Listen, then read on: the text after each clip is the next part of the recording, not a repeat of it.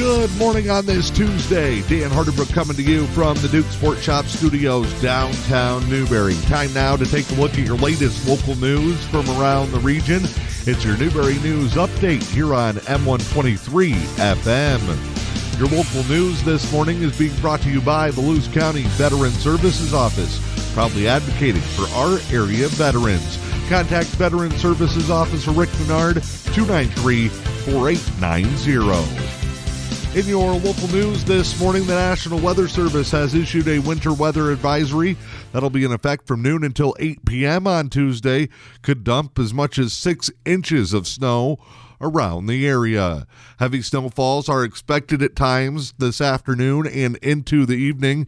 Total snow accumulations will range from 2 to 6 inches depending on your location. The greatest amounts of snowfall are expected east of a line that runs from Nema to Shingleton. Alger, Luce, Delta, and Schoolcraft counties all under weather advisories and watches today as heavy snowfall makes its way back into the area. National Weather Service also says to plan on slippery road conditions and hazardous conditions that could impact your Tuesday afternoon and evening commutes. Snowfall amounts could also exceed up to 1 inch per hour at times late this afternoon along M28 from Seney to Newberry. The National Weather Service is saying to slow down and use caution while traveling and limit your commutes to only necessary items. We'll have more on what to expect coming up in our weather segment in just a few minutes. Enbridge Energy says that they will seek federal jurisdiction as the next step in their ongoing dispute over the oil pipeline in the Straits of Mackinac with the state of Michigan. Enbridge Energy has filed a motion to shift the case to federal courts as they continue to battle a Michigan lawsuit seeking shutdown of the oil pipeline in the Straits of Mackinac.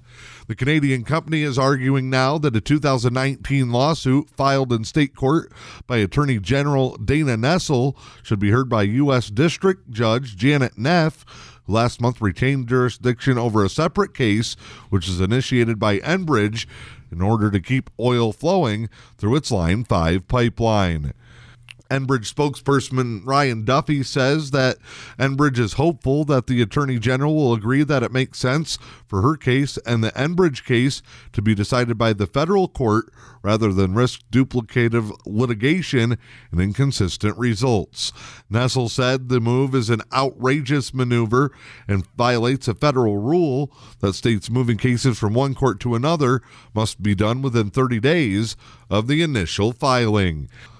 This debate is just the latest step in a long line of back and forth moves from each side in the ongoing legal battle over the Line 5 pipeline, which carries about $23 million of gas, daily crude oil, through the Straits of Mackinac from Superior, Wisconsin to Sarnia, Ontario. One of the area's longest tenured and serving judges will soon be stepping down, deciding to retire after 2 decades serving the area. After a 20-year career on benches in Alger and Schoolcraft counties, Judge Mark E. Luoma is hanging up his robe and calling it a career. Luoma served in the 93rd District Court since his election to the position in 2002, says he will retire effective January 1st.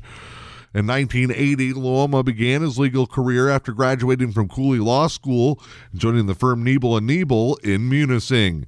Back in 1982, he became the Alger County prosecutor, a position he held until 2002 when he was sworn in as the 93rd District Court judge. During his time on the bench, Luoma led efforts to change how the judicial system operated in both Schoolcraft and Alger counties. He implemented and operated the district's first specialty treatment courts. In 2008, he launched a sobriety treatment court, and in 2014, a specific veterans treatment track program was added. Just a few years ago, he also oversaw the development and implementation of the Eastern Upper Peninsula's Regional Mental Health Court, which also operates in Luce County. Luoma has also spent time as a member of the board of directors of the Michigan Association of Treatment Court Professionals, where he was instrumental in bringing specialized care to the Upper Peninsula. Putnam's Pharmacy, with locations in Manistee and Munising, will be holding special vaccine clinics today and next Tuesday for those looking for their flu shot, J&J COVID shots, J&J COVID boosters, as well as shots for Shingrix. The vaccine clinics are taking patients by appointment only. You can call 906-341-5494 to get more information and set up an appointment. With the holiday travel season here, the Michigan State Police are increasing patrols. It's part of the annual Drive Sober or Get Pulled Over campaign. The annual event sees increased road patrols to help deter people from driving under the influence of drugs or alcohol. It runs through January 1st. Troopers do this to make sure drivers aren't impaired while driving, help save lives on the road. The Michigan State Police says that 40% of fatal crashes in Michigan involve an impaired driver. That is your latest local news from around the region. It is your Newberry News Update here on M123 FM. The news this morning brought to you by the Luce County Veteran Services Office. For all your veteran services needs, you can contact our Veteran Services Officer. It's Rick Menard. The number to dial, 906-293-4890. Time now to check in with sports this morning. The St. Ignace Saints sweep a varsity basketball doubleheader in Engadine last night.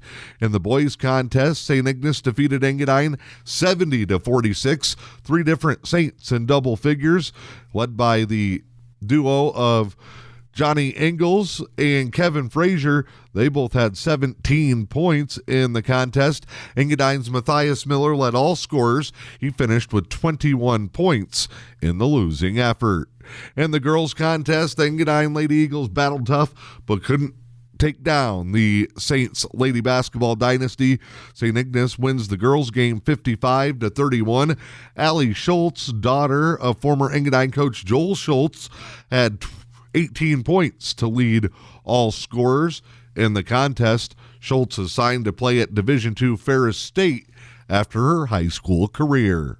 The NHL has announced they are breaking for the Christmas holiday early, shutting down all league operations until after the Christmas holiday. Following the decision, the NHL said that teams will now start their holiday break sooner than expected. Teams will be off Wednesday through Saturday. There'll be no games, no practices, and no travel. Teams can return to practice on Sunday before the schedule of games picks up on Monday. The Red Wings were already shutting down practices and considering canceling games after an excess of COVID-19 cases. They'll be back in practice on Sunday, play the New York Rangers on Monday. Games against Colorado at home and Minnesota on Thursday were previously postponed. For the first time ever, the Michigan women's basketball team ranked in the top 10 nationally. The number 9 Wolverines climbed to their new highest ranking in program history. That comes off a historic win in overtime over number 5 Baylor earlier this weekend. Michigan's first win against the top 5 team when they knocked off the Lady Bears 74-68 in overtime. Program continues to make history. The 11-1 Lady Wolverines will next be at home when they take on number 4 Ohio State on New Year's Day. Latest local weather forecast for the day today. A reminder, winter weather advisory in effect until 8 p.m. this evening. Locally, here's what you can expect.